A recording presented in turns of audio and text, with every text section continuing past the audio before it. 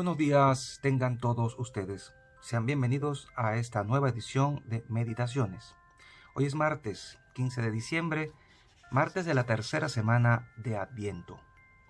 Señor Dios, que por gracia de tu unigénito nos convertiste en una nueva criatura, contempla benignamente la obra de tu misericordia y por la venida de tu Hijo, purifícanos de toda mancha de pecado.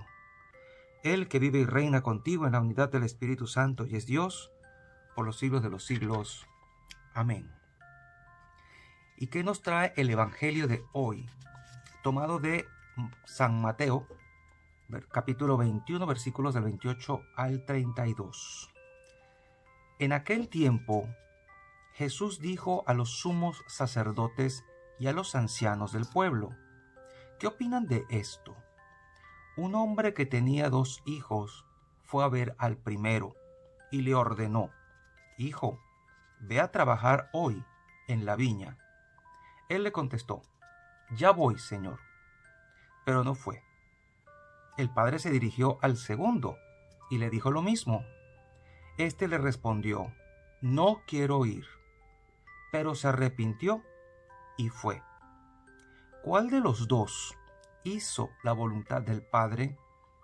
Ellos le respondieron: el segundo.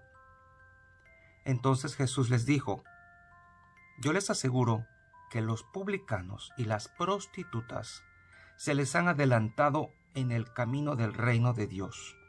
Porque vino a ustedes Juan, predicó el camino de la justicia y no le creyeron. En cambio, los publicanos y las prostitutas sí le creyeron. Ustedes ni siquiera después de haber visto se han arrepentido ni han creído en él. Palabra del Señor. Gloria a ti, Señor Jesús. Y bien, ¿cómo debieron sentirse estos judíos cuando el Señor les quiso decir claramente que ellos eran ese hijo que dijo sí voy, y no fueron? Y no es porque fueran malos. Los judíos de su tiempo, la inmensa mayoría, estaban decididos a hacer la voluntad de Dios. Estaban decididos a hacer lo correcto, lo que manda la ley. En cierta forma porque pensaban que haciendo lo que manda la ley, ellos se iban a salvar, iban a ser justos, iban a ser bendecidos, tanto en la tierra como en el más allá, y que por lo tanto iban a obtener el beneplácito de Dios. Dios los iba a ver con benevolencia. Pero, ¿qué pasó entonces? Pues para nosotros está claro de que estas personas, en ese afán por querer agradar a Dios hasta en los detalles más minúsculos, lamentablemente se quedaron en los detalles más minúsculos. O sea, vieron más lo que podían hacer para agradar a Dios, y es una especie de actitud de sírvase usted mismo o sálvese usted mismo, de manera que si yo hago lo que tengo que hacer, Dios me va a ver con benevolencia. Y este fue el error de estas personas: creer que sus obras les iban a salvar. Básicamente es pensar que uno se salva a sí mismo.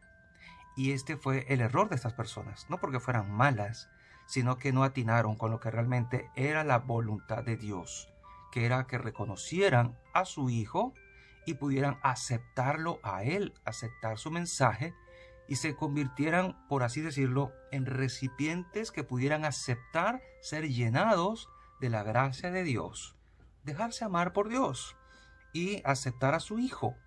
Era más su apetito por decir yo soy bueno, yo soy correcto, yo soy justo, que decir yo amo a Dios y me entrego a Él y me someto a Él y quiero que Él dirija mi vida.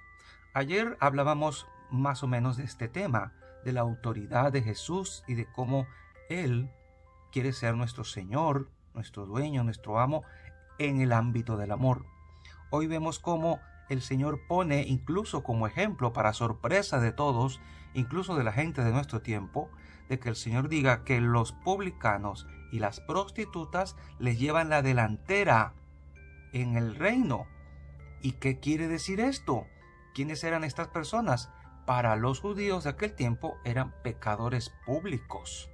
Entonces, ¿cómo Jesús los pone a ellos como un ejemplo en contra de la vida supuestamente recta de los judíos de su tiempo? Y el asunto es también bastante claro. Dios salva al que quiere ser salvado, al que reconoce que necesita salvación. Estos judíos eran como el primer hijo de esta parábola, que dicen sí, sí voy, pero no fueron. O sea, terminaron por no hacer lo que tenían que hacer, a pesar de que habían dicho sí. ¿Y quiénes son los publicanos y las prostitutas? Pues estos que habían dicho no, que no pudieron adaptarse a la ley, que cayeron víctimas de sus propias pasiones, deseos e intereses, y pues dijeron no voy.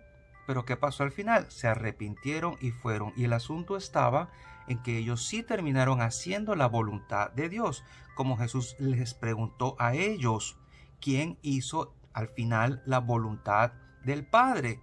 Y ellos respondieron, el segundo.